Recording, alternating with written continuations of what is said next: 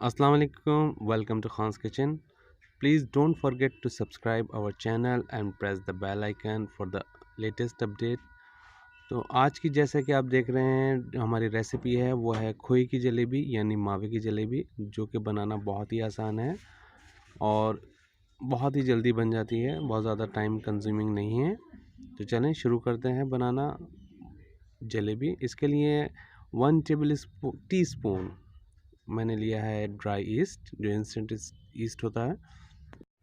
इसको जल्दी एक्टिवेट करने के लिए हम इसमें ऐड करेंगे थोड़ी सी शुगर और थोड़ा गुनगुना पानी, बहुत ज़्यादा गर्म नहीं होना चाहिए। और इसको छोड़ देंगे हम 15 मिनट के लिए इसी तरह से।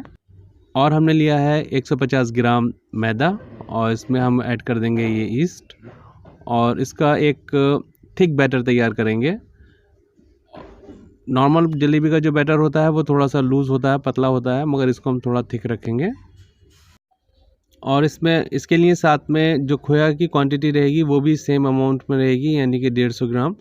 और अगर आप खोए की क्वांटिटी ज़्यादा करेंगे तो इसका जो टेक्सचर है वो क्लोज टू गुलाब जामुन होता चला जाएगा। जितना आप क्वांटिटी बढ़ाएंगे खोए की तो वो गुलाब जामुन का टेस्ट देगा। एक तो जब आप उसको फ्राई करेंगे तो उसका जो कलर है वो गुलाब जामुन के तरह से हो जाता है। बहुत से लोग बनाते हैं इस तरह से, बट वो जलेबी नहीं, वो गुलाब जामुन होता है।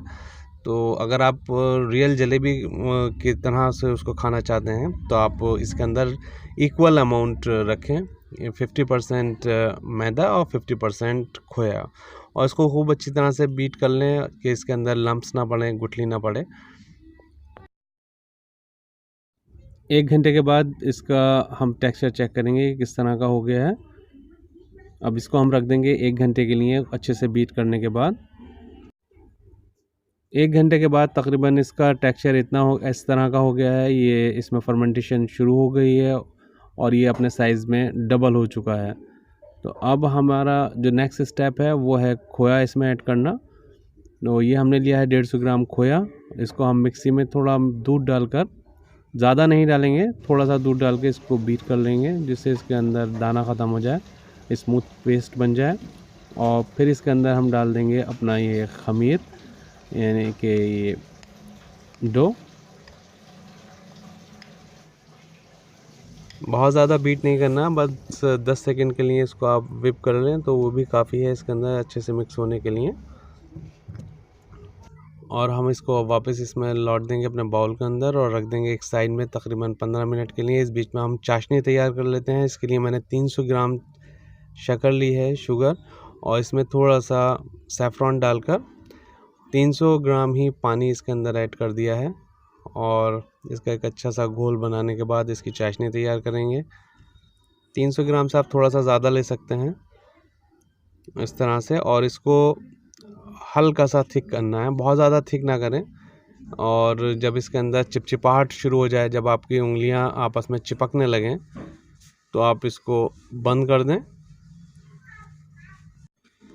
स्लो हीट पर आप ये चाशनी तैयार कर लें। देखें इस तरह से चिपचिपी हो गई है और इसको अंदर तार नहीं बनना चाहिए क्योंकि फिर वो बहुत ज़्यादा थिक हो जाएगी। अब ये देखें जो हमारा बैटर है, इसकी जो थिकनेस है, इसकी जो कंसिस्टेंसी है वो इस तरह की होनी चाहिए। ये नॉर्मल जलेबी नहीं है तो इसकी नॉर्मल जलेबी की तरह ना हो, इस तरह से होनी चाहिए। और आप इसको बनाने के लिए किसी भी पाइपिंग बैग का या एक मोटी पॉलीथीन का इस्तेमाल कर सकते हैं, क्योंकि जलेबी वाले तो एक अलग तरह का कपड़ा रखते हैं जिसको बहुत मोटा सा एक कपड़ा होता है, उसमें होल हुआ हुआ होता है, तो वो तो आमतौर पर घरों पर नहीं होता। तो आप इस पाइपिंग बैग का यूज़ कर सकते हैं या एक मोटी थैली का इस्तेमाल कर सकते हैं जिसमें एक छोटा सा होल करके आप इस तरह से जलेबी बना लें। जलेबी बनाते टाइम आप इस बात का ख़्याल रखें कि जो ऑयल है वो मीडियम से भी कम आप इस टेम्परेचर रखें जो अपना स्टोव है, और इसको बहुत ही हल्की आंच पर क्रिस्पी होने तक, गोल्डन होने तक आप इसको फ्राई करें।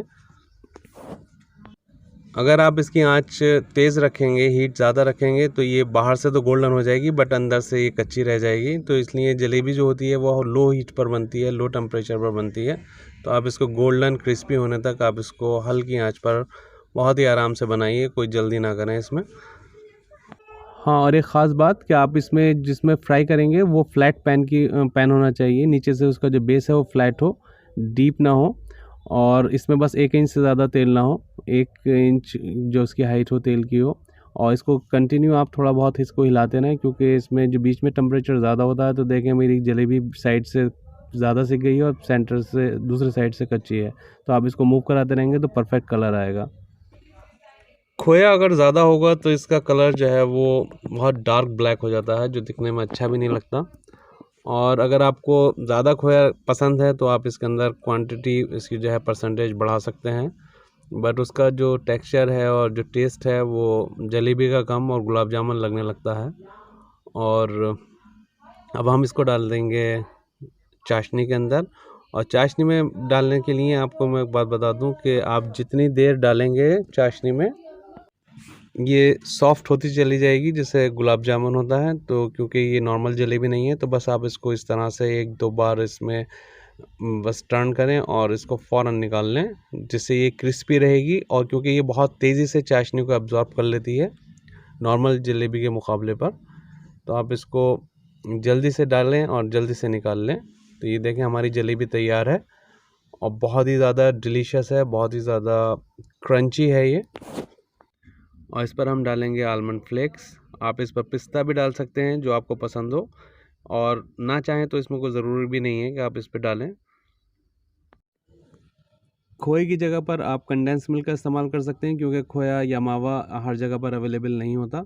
और लेकिन कंडेंस मिल्क जो है वो आपको हर जगह मिल जाता है। तो आप इसको इसमें खोया की जगह पर कंडेंस मिल्क इस्तेमाल करें। और एक और बात बता दूं आपको, सेम प्रोसीजर से आप बना सकते हैं पनीर की, यानी कि चीज़ वाली जलेबी, जो कॉटेज चीज़ होता है उसकी भी जलेबी इसी तरह से इसी रेशियो में आप बना सकते हैं, जो कि बहुत ही ज़्यादा स्पंजी और बहुत ही ज़्यादा डिलीशियस होती है। वीडियो देखने के लिए बहुत बहुत शुक्रिया, और कमेंट्स करके आप ज़रूर बताएं कि आपको ये जलेबी कैसी लगी। दुआ में याद रखें और हमारे चैनल को सब्सक्राइब करना ना भूलें। अल्लाह हाफ़िज़।